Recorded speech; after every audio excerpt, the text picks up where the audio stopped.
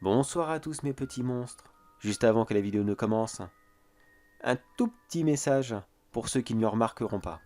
Sachez que cela faisait plus de 2 ans que j'utilisais le même générique de fin. Celui-ci contenait même l'ancienne police, que je n'utilise même plus sur les miniatures. Alors afin de le remettre au goût du jour, je vous donne rendez-vous à la fin de cette vidéo. Et j'ai hâte d'avoir votre avis sur cette nouvelle vision de l'horreur. Sur ce tout le monde, place à l'histoire.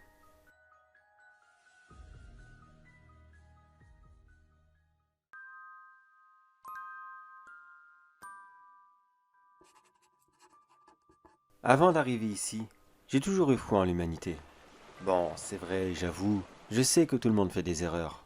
Mais dans l'ensemble, tout le monde essaye de réparer ses bêtises. On essaye tous de se racheter. Enfin, ça, c'est ce que je pensais, avant d'arriver. J'ai perdu quelque chose de précieux, et j'ai gagné autre chose à la place. La réalité. J'ai perdu l'espoir. Enfin perdu, on va dire que je l'ai changé, d'une certaine façon. Tout s'est fait d'une manière complètement progressive.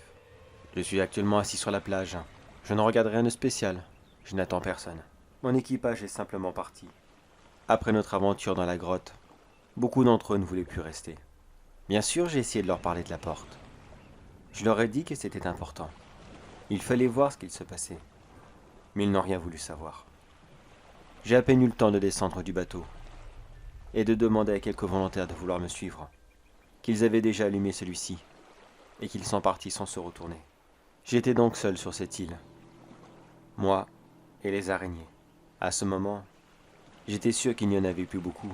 Avoir mis le feu dans la grotte avait dû éradiquer la grande majorité d'entre elles. C'est la seule chose qui me rassurait à peu près. Cette petite nuance d'espoir, que je restais accroché. Mais une chance pour moi, la porte n'était pas très loin. J'y suis allé à pied. Et je n'ai fait aucune mauvaise rencontre. Enfin, pas de grosse taille plutôt. La porte était toute en ferraille. J'avais vraiment l'impression d'entrer dans un bunker style agent secret ou base militaire super avancée. Vous voyez le genre? Dit comme ça a l'air tellement cliché. Je pense que le directeur du lieu devait être un fan de James Bond ou je ne sais pas quoi. Quand j'ai réussi à ouvrir celle-ci, cela donnait un immense escalier qui descendait sur plusieurs dizaines de mètres. En arrivant en bas, j'atterris d'abord dans une immense pièce plongée dans le noir. Mais j'ai eu à peine le temps de faire quelques pas que celle-ci s'éclaira. Un détecteur de mouvement sûrement. C'était un véritable bazar. Tout était retourné. Les chaises, les bureaux, les meubles, tout, sans exception. Je pense que je venais d'atterrir dans un espèce d'hall d'entrée ou je ne sais pas trop quoi. Comme une grande salle d'attente si vous préférez, mais très bien décorée. Celle-ci était bien sûr remplie de toiles d'araignée. J'ai avancé très lentement. J'hésitais dans un premier temps, mais j'ai rapidement réfléchi à quelque chose. Si les lumières fonctionnaient sur un système de détecteur de mouvement, et que je venais juste de les rallumer par ma simple présence, s'il y avait des araignées ici, elles les auraient sûrement activées depuis très longtemps. J'ai donc pris mon courage et j'ai fait un rapide tour. Et effectivement, il n'y avait plus rien. Toutes ces sales bébêtes étaient dehors. Pourquoi? Je n'allais pas tarder à le savoir. J'ai continué mon petit tour du proprio. Des vestiaires, des douches, des cuisines. Une véritable installation, digne d'un abri anti-atomique dans Fallout. Mais à ma grande surprise, il n'y avait aucun corps. Dit comme ça, c'est un peu morbide. Mais que voulez-vous dans ce genre de décor? Et avec ces immenses araignées qui rôdent dehors. Vous imaginez immédiatement ces sales bêtes, s'échapper de je ne sais quoi, courir sur le personnel et le dévorer vivant. Non, il n'y avait rien de cela. Oui, il y avait du bazar. Mais ça, n'importe qui pouvait le faire. Je suis rapidement entré dans ce qu'il semblait être le plus beau bureau. Le mieux décoré, si vous préférez. Des tapis, le petit drapeau, la belle chaise. Enfin, vous voyez le topo. J'ai bien pris mon temps pour chercher je ne savais même pas quoi d'ailleurs à la base. Je feuilletais quasiment tout. J'ai même essayé l'ordinateur sur le bureau. Mais il était bien protégé et je suis vraiment nul en informatique. J'y ai donc renoncé. Mais une chance pour moi, cet homme était sûrement un fan du format papier. Tout ce qu'il avait écrit était soigneusement rangé dans un classeur. J'ai passé comme cela plusieurs heures à tout lire. C'était soit ça, ou soit retourner à la surface et faire face aux araignées. Très franchement, j'étais bien mieux dans ce bureau. J'ai lu qu'il y avait des parts de bien dans cette installation. De ce que j'ai rapidement compris, à la base cet endroit servait à faire des recherches pour des vaccins. Enfin plutôt, des antivenins si vous préférez. Il travaillait sur plusieurs centaines de spécimens d'araignées, et pratiquement tout à la fois. Le but du jeu n'était pas de créer l'araignée la plus grosse, la plus vorace, la plus criminelle, assassin ou tout ce que vous voulez. Au contraire, il fallait créer l'araignée parfaite, avec un venin qui aurait pu être très facilement transformé en antivenin, et qui aurait pu sauver des millions de vies à travers le monde. Mais comme tous les apprentis sorciers, ils ont complètement raté leur coup, et toutes leurs tentatives n'ont donné que des abominations. Des monstres qui devenaient de plus en plus gros, et qui étaient de plus en plus voraces. Ils ont donc lâché l'affaire au bout de quelques mois. Mais à leur grande surprise, ils étaient incapables de tuer les araignées. Non, pas qu'ils étaient sentimentaux, loin de là. Ils en avaient même rien à faire de ces araignées qui leur faisaient beaucoup plus peur qu'autre chose. Même s'ils le voulaient, ils ne pouvaient pas. À moins de les enfermer dans une pièce et d'y mettre le feu, comme nous avons fait dans la grotte. Ceux-ci résistent pratiquement à tous les impacts de balles, ou à tous les coups violents. La carapace de celle-ci est devenue tellement résistante qu'à leurs yeux, nous n'avons plus que la force d'un escargot. Un escargot qu'ils prendraient un grand plaisir à croquer. Ils ont donc décidé de partir et de laisser tous les spécimens ici. Mais le directeur, dans sa grande cruauté, a choisi de lâcher tous les spécimens sur l'île, juste avant de partir. Pourquoi est-ce si cruel? Eh bien, au lieu de laisser ces monstres mourir lentement de faim dans leur petite prison, elles sont toutes retournées sur l'île, et elles ont dévoré tous les animaux qu'elles croisaient.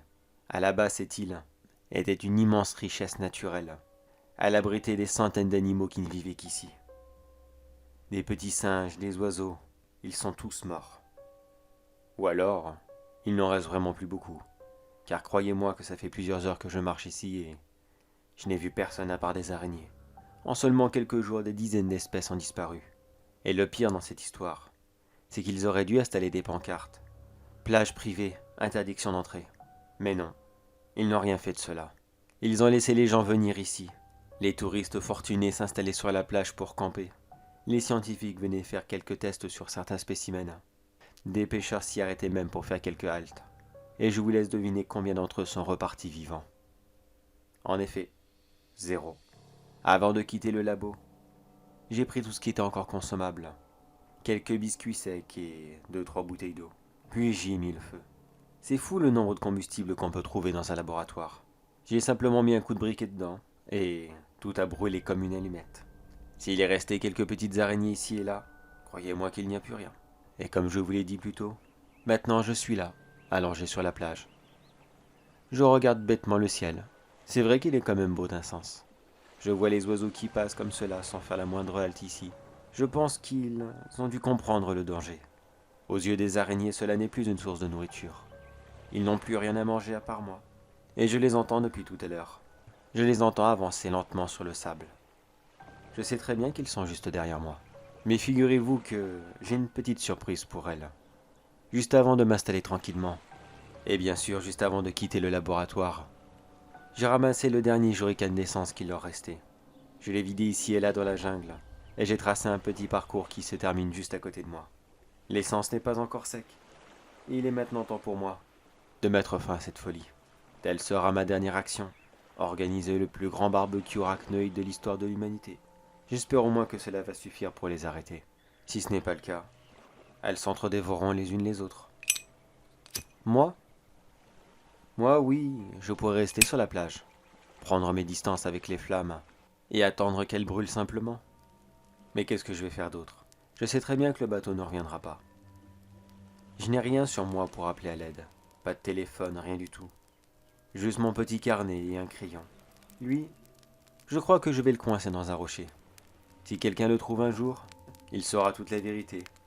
Enfin du moins, s'il se donne la peine de croire l'histoire d'un potentiel vieux fou.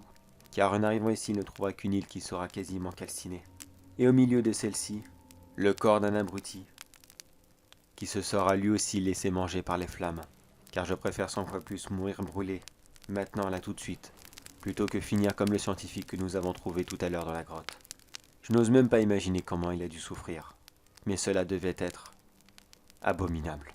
Sur ce, à celui qui lira ceci, s'il reste encore quelques araignées sur l'île, qu'importe leur taille, n'essaye pas de les tuer toi-même, de toute façon tu n'y arriveras pas.